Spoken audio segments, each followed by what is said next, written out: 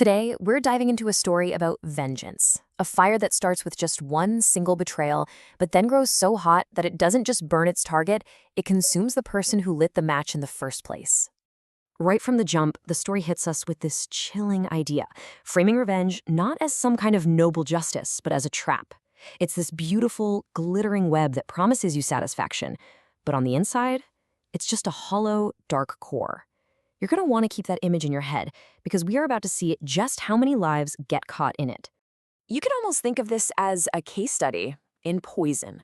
We're going to break down exactly how one betrayal, just left to sit and fester for 2 whole decades, creates a venom so potent that it doesn't just kill its intended target, but it seeps back and completely destroys the Avenger's entire world. So where does a story like this even begin? Well, not in the present. Nope, we have to go back 20 years. We're about to see how a ghost from a past life walks right through the front door, reigniting a fire that's been dormant for a long, long time. All right, so let's meet our main players. First, we have Kusum, a mother living with her college-aged son, Arav. But right off the bat, there's a mystery. Arav has noticed for years that his mother slips out of the house every single night, and he has no idea why. Then the catalyst arrives. Arav brings home a college friend, a girl named Neha. And this is the exact moment everything changes. Kusum is just making small talk, asking Neha about her parents. But when Neha says their names are Vivek and Riya Sinha, something inside Kusum just shatters. Because those 2 names, they're the key that unlocks 20 years of buried pain and rage. Look, this isn't just backstory, this is the anatomy of a lifelong wound. Imagine the hope of young love, right? The promise of a future together, all of it just erased by silence and a devastating betrayal. But the final twist of the knife? That comes 20 years later. A chance encounter where Vivek doesn't just show no remorse, he doesn't even recognize her. For Kusum, that indifference wasn't closure. Oh no, that was the spark that was about to ignite an absolute inferno. So, faced with this ghost from her past, Kusum has a choice. She could choose forgiveness, she could choose to move on, but she doesn't. She chooses a much, much darker path, one that's about to become a meticulous and truly sinister plan. After seeing Vivek again, Kusum starts secretly training in black magic. To her, Neha showing up at her door isn't some coincidence. No, she believes fate has just handed her the perfect weapon. For someone who has felt powerless for 20 years, the dark arts become a way to finally seize control, to inflict the kind of deep personal pain she feels she's owed. And this isn't some impulsive act of passion. This is a cold, 4-step calculation. And just notice the sheer cruelty here. She's not just going to attack her enemies directly. She's going to turn their own daughter into a weapon, using friendship to deliver poison and magic to manipulate love. Her goal isn't just to destroy Vivek's family. It's to make them unwitting architects of their own doom. Kusum says this to Neha, and man, it is absolutely chilling. On the surface, it's just warm hospitality. But when you know her real intentions, these words are a predatory welcome.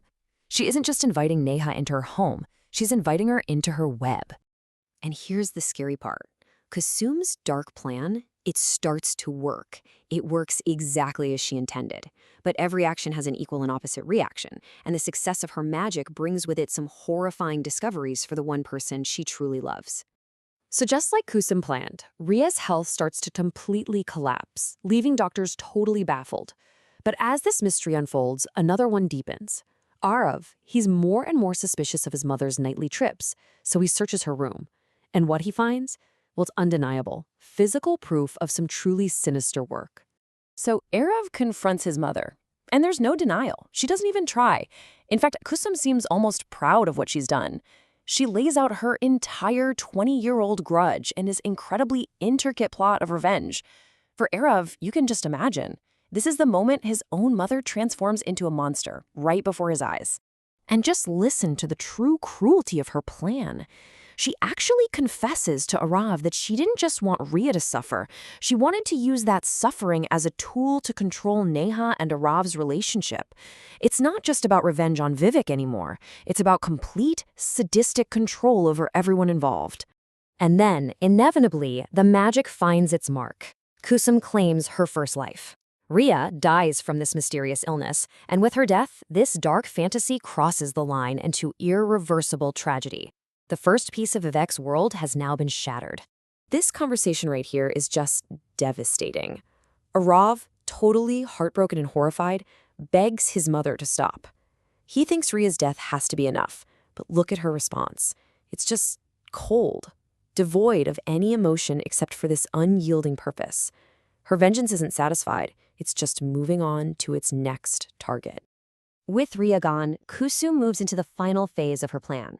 But this is where the story teaches its most brutal lesson. When you play with the forces of destruction, you don't get to control who ultimately pays the price.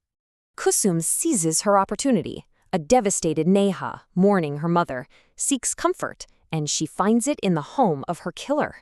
Kusum plays the part of a caring future mother-in-law perfectly, serving Neha a meal raced with the exact same magic that killed her own mother. The result is as tragic as it is predictable. Neha, who was just an innocent pawn in a 20-year-old war she never even knew existed, is taken off the board. From Kusum's perspective, checkmate is near. She has now destroyed Vivek's wife and his only daughter. So 2 victims are down, but Kusum forgot the most important rule of black magic, the fine print, if you will. It always claims a third. And this is the ultimate tragic irony. Arav, just completely crushed by the weight of his mother's evil and the loss of the woman he loved, sees no way out.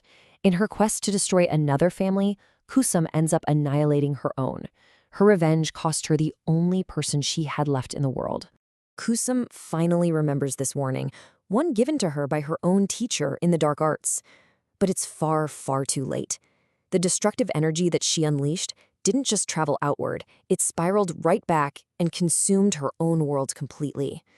It's a perfect, terrible circle. So, what's the final outcome? Well, Kusum gets exactly what she wanted. Vivek's life is in ruins, but her victory is completely hollow. The act of revenge didn't heal her 20-year-old wound. It just left her all alone with it, forever. She's left completely alone, her mind shattered, eternally making poisoned sweets for people who are long, long gone. Which leaves us with this final question. Who truly paid the price for that original betrayal? Was it Vivek, the man who started it all? Was it his innocent family who paid with their lives? Or was it Kusum, who lost her son, her sanity, and her soul in this quest for justice? The story really suggests that the cost of vengeance is never paid by just one person. It's a debt that consumes everyone.